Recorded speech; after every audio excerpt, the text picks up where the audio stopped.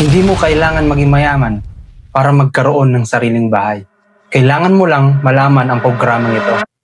Walang iba kundi ang Pag-ibig 4PH program.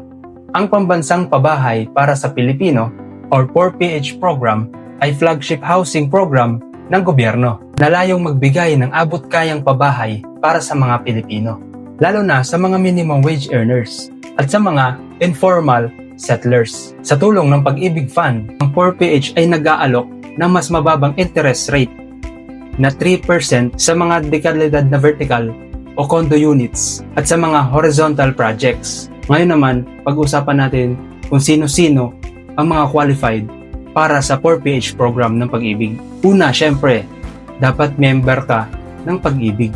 Pangalawa, dapat ikaw ay Filipino citizen. Pangatlo, dapat may sapat na kita para sa monthly amortization. Kailangan may stable na source of income para kayang bayaran ang buwan ng hulog sa bahay. Pang-apat ay hindi pa nakakatanggap ng housing benefits. Ang ibig sabihin, hindi ka pa dapat nakakuha ng Pag-ibig Housing Loan o ibang government housing program.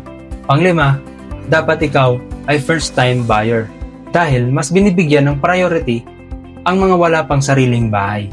At ang pang-anim, dapat pasok sa income bracket ng program dahil ang kadalasang target ng 4PH ay ang mga low income hanggang middle income families.